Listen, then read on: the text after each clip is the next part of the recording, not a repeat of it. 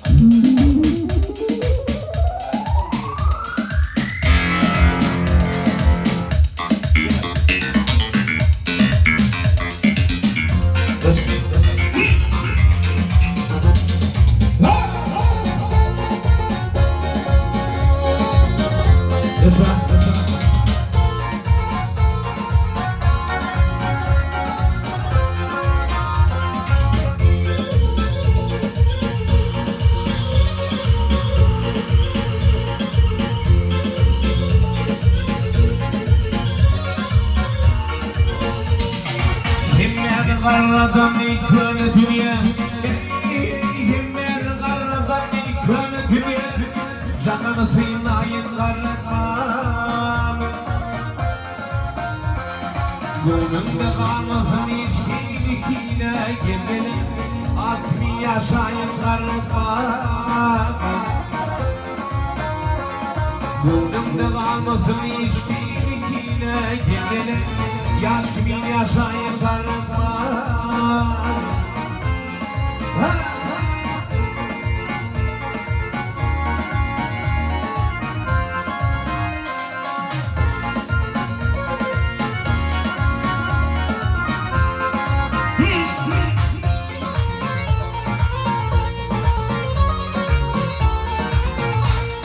Rabi'nin yatağı ayrı, saylavanlım güzellerim. Ay, oğluyla altın çoğluk toyunu gelgele, irkanı zinayı karıkma. Oğluyla altın çoğluk toyunu gelgele, irkanı zinayı karıkma.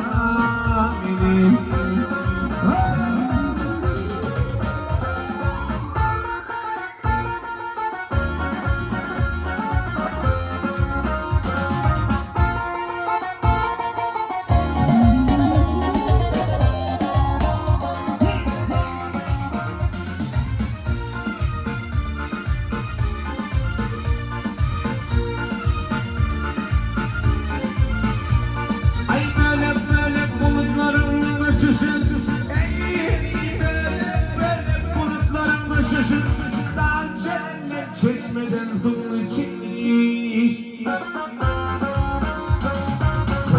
Kur'an durma gökten kuşuşun yengene Bir tanesi naim karnıma Koydum Kur'an durma gökten kuşuşun yengene Bir tanesi naim karnıma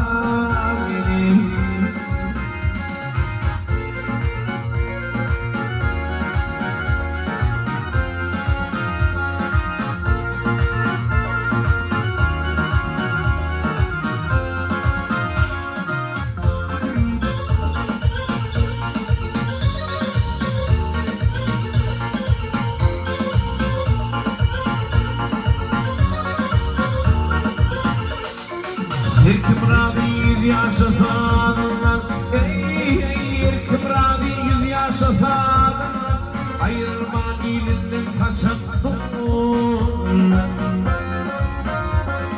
Ah aydar gülbağar Zadından yengele Könleden alayını karartma